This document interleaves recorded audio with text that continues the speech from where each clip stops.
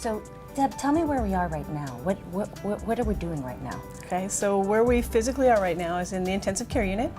This is one of the intensive care unit rooms, and we just sort of took it over several years ago when we were constantly having to switch rooms. Like you'd come in to do chemo, and this room's over, well, maybe we'll go over there. Well, we'll be over there. We've done chemo in a lot of different rooms in the facility. Physically, I can put 3 patients in this room, assuming that no one has any special circumstances like an infection that would keep them in a separate room, or a need for a bed that would keep them in a separate room. If the doc wants to talk to the patient in this room, if I have 3 patients in here, how are they going to do that?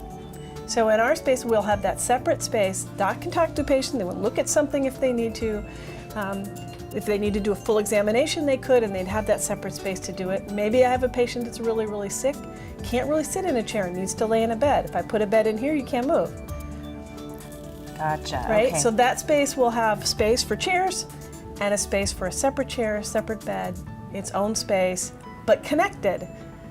If I or a family member needed to be treated, does this mean that I might possibly avoid a trip down south? Oh yeah, absolutely. So I'd be able to stay closer to my family or closer to my home, and or both. That's right. And your trips to Seattle would be to see your actual oncologist, or to have some kind of specialized treatment that we can't do. Most chemotherapies we can do here. You know, you hear about chemotherapy in the big chemotherapy centers, and lots of times they have all kinds of things for these guys. You know, and I want the patients here to realize that in Ketchikan they can have their own space. They can have a space that they can have things. Their family can be here.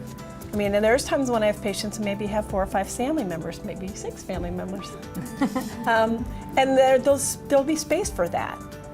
Now, there'll always be people that will still either want to or need to be in Seattle for more, but the vast majority of people can be here.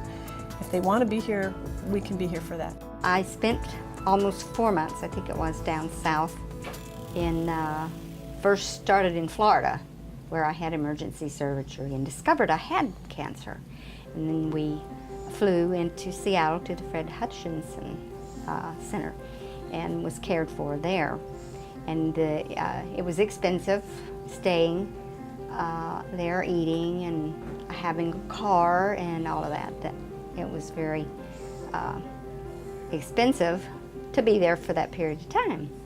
And then coming here has been quite wonderful because I have all of my support group with me here. We've lived here 30-some years, and so it's just wonderful being at home to finish off the chemo. Down there in Seattle, it was almost every time a different nurse. I mean, they were wonderful. They were very friendly, but you didn't get any rapport with them.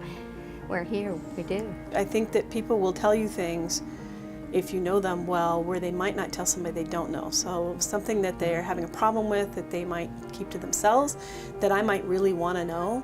And if I didn't ask the right question, I wouldn't find out that. Whereas when they know you, they're more likely to tell you that stuff.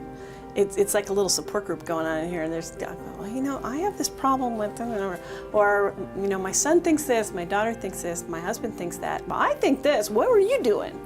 And it's been, sometimes it gets pretty raucous actually. It can get kind of loud, and there can be a lot of laughter, and yet you might have somebody that I'm giving a bunch of medication to that it's knocking them for a loop and they need a little more space and a little more privacy. It's really nice being able to choose whether you can be with other people or in a room all yourself. Our vision for the foundation is to create a suite of rooms that can be a flexible space to serve more people like Sarah who are going through chemotherapy or infusion therapy for other diagnoses, in a space that can be flexible, it can be private, or it can be an area of sharing.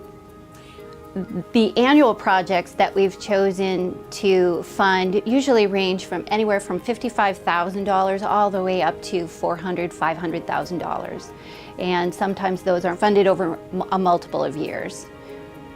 The foundation is 12 volunteer board members that are community members that care about the continuity of healthcare and the quality of healthcare that we provide for one another. And I, as director, get to participate in that in a wonderful and beautiful way in the case of Solstice, because it's all about beauty and choose, but it is also about the beauty of being able to provide healthcare right here at home, to walk the halls and see healing happen in a variety of ways that I had a part in, that our board members had a part in, that our community has had a part in, whether it be a piece of equipment or whether it be training that we gave a caregiver, a nurse, or a physician, or whether it be a space, which is what we want to provide for the chemotherapy suite. With the Solstice event, we hope to raise at least $40,000 in the event so that we can make this infusion suite just what our patients want it to be.